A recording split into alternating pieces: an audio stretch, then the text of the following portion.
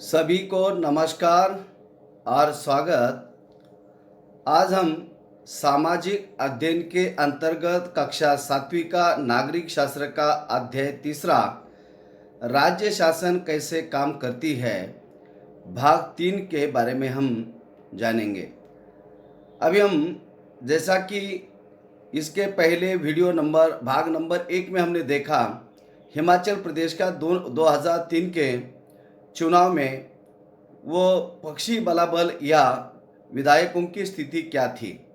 अब उसी को आधार लेकर हम जैसा कि 2012 का चित्र ये नीचे दिया हुआ है कि उस समय कांग्रेस की सरकार थी और उसमें जैसा सत्ता में कांग्रेस थी और इसमें आप देख सकते हैं कि उनको सीट मिली थी 26। उस समय कांग्रेस को मिली थी 36 और अन्य पार्टियों को 6 मिली थी। अभी आप देखिए उसमें 2017 में फिर चुनाव हुआ, उसमें बीजेपी को 44 सीट मिली और कांग्रेस को 21 सीट मिली और अदर को 3 सीट मिली। अब इसमें बहुमत के आधार पर इस समय वर्तमान में हिमाचल प्रदेश में बीजेपी की सरकार है और मुख्यमंत्री जयराम ठाकुर है। अभी हमने वो इसलिए उदाहरण लिया था क्योंकि 2003 का उदाहरण आपको याद होगा, उसमें टोटल सदस्य संख्या 68 और उसमें भारतीय राष्ट्रीय कांग्रेस को उस समय 43 सीट मिले थे और वो निर्विवाद उन्होंने अपनी सरकार वहाँ बनाई थी और बीजेपी को 16 सीट मिली थी। अब यह स्थिति उल्टी है कि बार बार इस तरह के 5 साल के बाद हर बार चुनाव होते हैं क्योंकि कार्यकाल विधानसभा का 5 साल का है और इसलिए ये लोग जब चुनाव होता है तो विधायकों को जनता के बीच में जाना पड़ता है और जनता इन विधायकों को चुनकर देती है। तो ये स्थिति इस प्रकार की है। आपको उदाहरण के लिए हमने ये बातें बताई थी। अभी आप देखिए यहाँ पर एक चित्र दिखाया गया है। यहाँ पर अब जो लोग आकर बैठते हैं कि विधानसभा का कामकाज किस प्रकार चलता है वो इस बारे में है। अब उसमें ये दीर्घा को दर्शक दीर्घा है, यह आप देख सकते हैं, पत्रकार दर्शक दीर्घा, और यहाँ पर विधानसभा के अध्यक्ष बैठते हैं और यहाँ पर आप देख सकते हैं कि अलग अलग ये डेस्क रखे हैं, यहाँ पर आकर विधायक बैठते हैं। तो हमने ये उदाहरण के लिए ये हिमाचल प्रदेश के विधानसभा का ये अंदर का हमने ये चित्र इसमें डाला है आपको समझाने के लिए। अब जैसा कि एक विधानसभा में बहस होती है वो किस तरह, जैसा कि आपका प्रश्नोत्तर है या बहस है या बिल आपका बनता है या जो भी आपके खर्च के जो हिसाब जो है उसके बारे में मंजूरी आपकी धन विधेयक या अन्य विषयों के संबंध सभी प्रकार के निर्णय ये विधानसभा के अंदर सरकार को लेने पड़ते हैं। तो इसी तरह अब ये बहस के बारे में हम देखेंगे, जैसा कि स्वास्थ्य की समस्या के बारे में।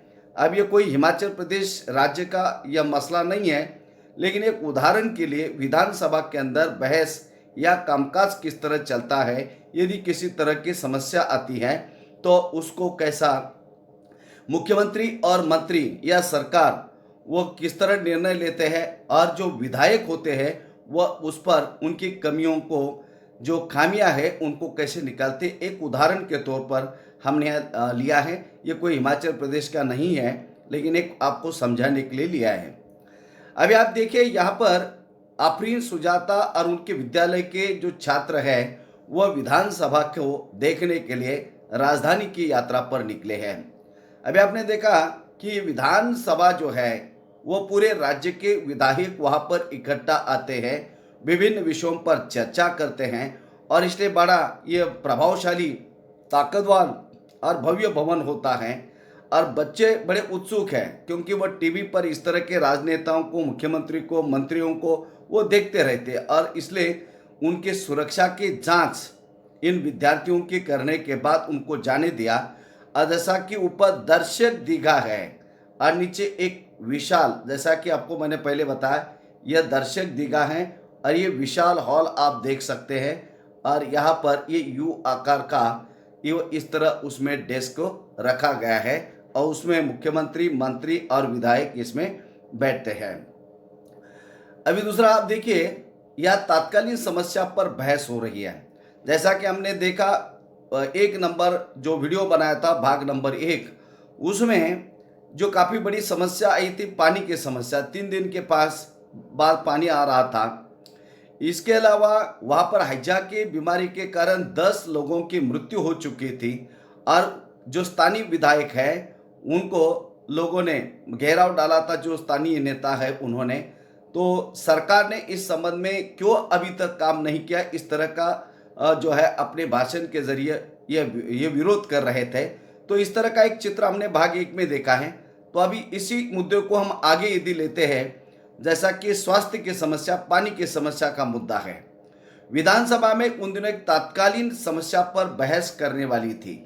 अब यह तात्कालीन मतलब कभी देश के अंदर किसी भी तरह के मसले होते हैं और यदि आपका विधानसभा का सेशन चलता है तो उस समय ऐसे तात्कालीन विषयों को इमीडिएट लिया जाता है।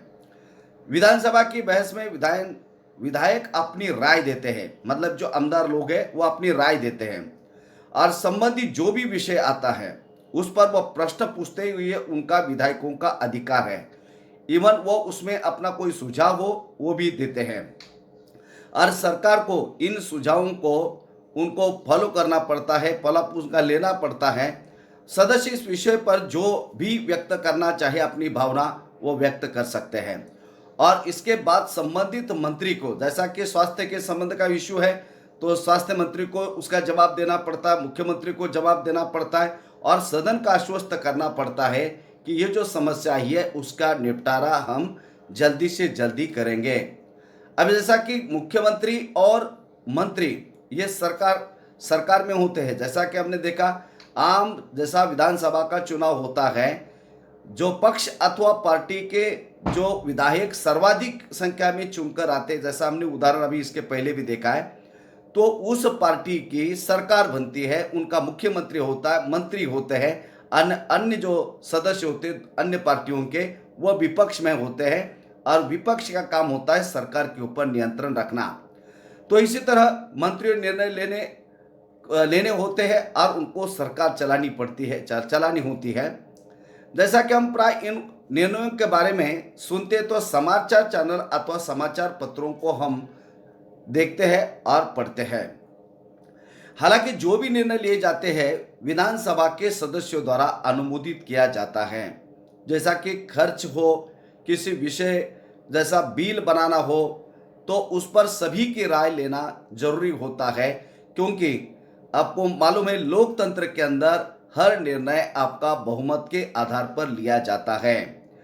इवन इतना ही नहीं, उसमें सभी की भागीदारी, सभी हर तबके की भागीदारी होनी आवश्यक होती है। लोकतंत्र में विधानसभा सदस्य मंत्रियों तथा मुख्यमंत्रियों से प्रश्न पूछ सकते हैं और किसी विषय पर महत्वपूर्ण वह बहस कर सकते हैं, वह निर्णय ले सकते हैं और धन पर कहाँ खर्चा करना है उसके बारे में भी वहाँ पर निर्णय लिया जाता है।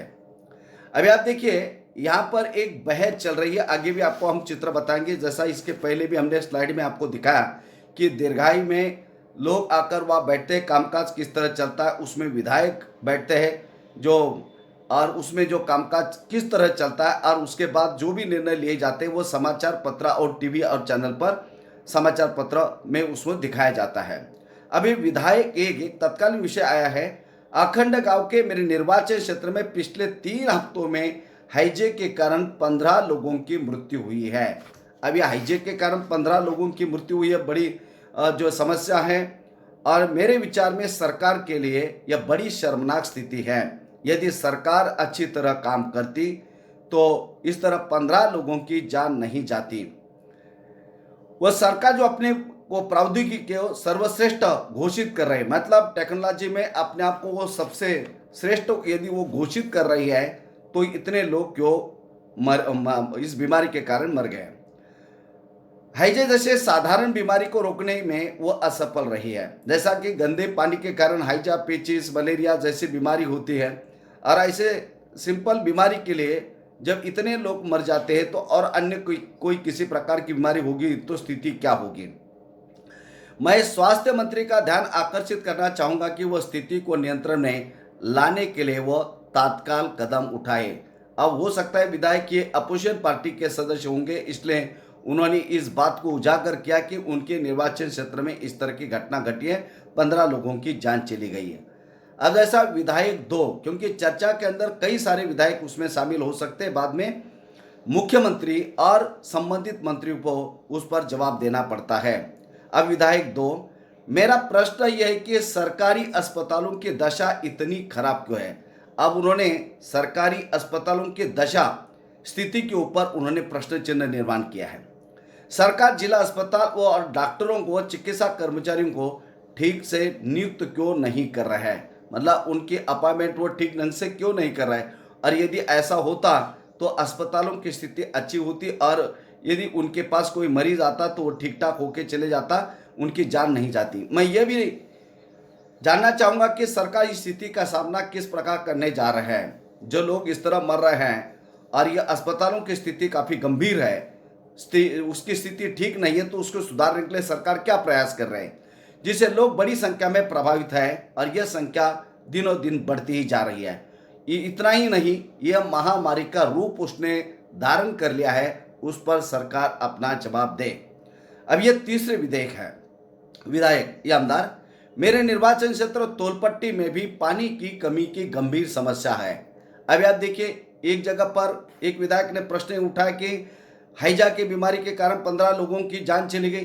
दूसरे विधायक ने प्रश्न उपस्थित किया कि अस्पताल जो है वो ठीक ठाक नहीं, उसकी हालत गंभीर है, और वहाँ जो डॉक्टर और अन्य कर्मचारियों को नियुक्त किया जाता है वो भी ठीक नहीं है। अब तीसरा इन्होंने वह पानी की कमी की गंभीर समस्या को उजागर किया है। औरतों को पानी लाने के लिए 3 से 4 किलोमीटर से उनको पानी लाना पड़ता है, मतलब पानी की गंभीर समस्या है। गांव में कोई आपकी पानी की टंकी नहीं है, गांव में पाइपलाइन के जरिए पानी लोगों को नहीं दिया जाता है, साफ सुथरा पानी नहीं मिलता है। मैं जानना चाहूँगा कि पानी पहुँचाने के लिए कितने टैंकरों को काम में लगाया गया है। यदि गांव में टैंकर आएंगे तो लोगों को पानी मिलेगा, और यदि टैंकर आएंगे लोगों को पानी मिलेगा तो लोग 3-4 किलोमीटर से पानी क्यों लेके आएंगे। इसका मतलब आप वहाँ पर टैंकर से पानी नहीं आ रहा और इसलिए लोग दूर से पानी लेके आ रहे, जैसा तोलपट्टी निर्वाचन क्षेत्र की बात है। कितने कुआं और तालाबों की सफाई करवा कर उन्हें संक्रमण मुक्त किया गया है। तो इस तरह का इन्होंने, ये तीसरे विधायक ने सवाल खड़ा किया है। अब ये चौथा विधायक, मुझे लगता है कि मेरे साथी समस्या को और बढ़ा चढ़ाकर बता रहे हैं। उनको ऐसा लग रहा है, अब ये हो सकता है ये रूलिंग पार्टी के सदस्य दिख रहे हैं कि ये मेरे साथी जो है विधानसभा की जो सदस्य है वो काफ़ी इस चीज़ को बढ़ा चढ़ाकर बता रहे हैं। सरकार ने स्थिति को नियंत्रण में लाने के लिए कदम उठाए हैं। जो भी हैजा की बीमारी हो, संक्रमण की बीमारी हो, अस्पतालों की स्थिति हो, उस पर उन्होंने कदम उठाए। पानी के टैंकरों को काम में लाया गया है और ORS के पैकेट बांटे गए हैं। सरकार लोगों को मदद के लिए भरसक प्रयास कर रही है, मतलब अस्पताल की सुविधाओं के बारे में हो, पानी की सुविधा के बारे में हो, या हैजा जैसी बीमारी का जो लोग सामना कर रहे हैं उस पर भी निराकरण सरकार ने किया है, उसके बारे में भी कदम उठाए हैं। अब ये 5 विधायक क्या कह रहे हैं, हमारे अस्पतालों में सुविधाओं की हालत बहुत खस्ता है। अब यहाँ इन्होंने फिर एक प्रश्न विधायक ने खड़ा किया है कि हमारे यहाँ के अस्पतालों की स्थिति बहुत ही गंभीर है। कई ऐसे अस्पताल है जिनमें कोई डॉक्टर नहीं है। अभी एक नई बात उन्होंने बताया कि डॉक्टर नहीं है, चिकित्सा कर्मचारी नहीं है, और पिछले कई सालों से वहाँ किसी भी कर्मचारी को नियुक्त तो नहीं किया गया है, मतलब यह नाम के लिए अस्पताल है। दूसरे अस्पताल में डॉक्टर लंबी छुट्टी पर चले गए हैं और यह शर्मनाक स्थिति है, मतलब लोग गंभीर बीमार है और वहाँ कोई डॉक्टर नहीं है, कर्मचारी नहीं है। दूसरे अस्पताल डॉक्टर लंबी छुट्टी पर चले गए हैं, तो ऐसे स्थिति में यदि मरीज गरीब लोग ये कहाँ जाएंगे। मेरे ख्याल से हालात बद से बदतर हो चुकी है। हम ये कैसे सुनिश्चित करने वाले हैं कि प्रभावित क्षेत्र के जो सब परिवार है उनके तक कैसे ORS के पैकेट पहुंचाए जाएंगे। मतलब इन्होंने भी एक सवाल सरकार के सामने खड़ा किया है। विरोधी पक्ष के सदस्य, अब ये विधायक नंबर 6, विरोधी पक्ष के सदस्य बिना किसी वजह से सरकार पर दोषारोपण कर रहा है। अब ये सदस्य जो है ये रूलिंग पार्टी के सत्तारूढ़ पक्ष के विधायक है, वो कह रहे हैं कि ये जो अपोजिशन पार्टी के विधायक हमारे ऊपर इल्ज़ाम लगा रहे हैं, दोष लगा रहे हैं, ये गलत है, बिना वजह से है और उसमें कोई तथ्य नहीं है। पिछली सरकार ने सफाई पर कोई ध्यान नहीं दिया था। मतलब पिछली जो सरकार थी हमारे पहले, उन्होंने किसी प्रकार का ध्यान नहीं दिया, इसलिए हैजा हो गया। डॉक्टरों की जो स्थिति वहाँ नियुक्त नहीं किए गए हैं, कर्मचारी को नियुक्त नहीं किया गया, अस्पताल की हालत गंभीर है, गाँव में जो है पानी की समस्या है। तो ये पहले वाले सरकार ने काम नहीं किया और हमने तो काम किया है। पिछली सरकार ने सफाई पर कोई ध्यान नहीं दिया। अब हमने कई वर्षों से चारों तरफ फैले कूड़े को साफ करने का अभियान हमने शुरू किया है।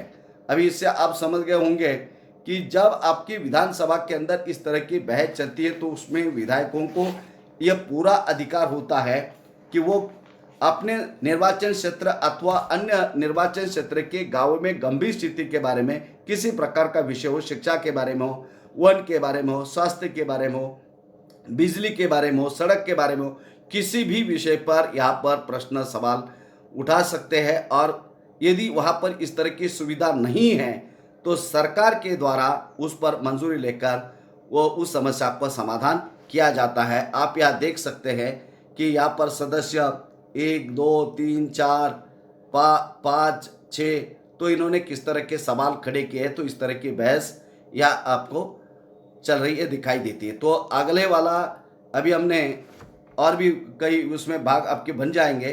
तो इस तरह हम यह आपका भाग 3 जो है समाप्त होता है।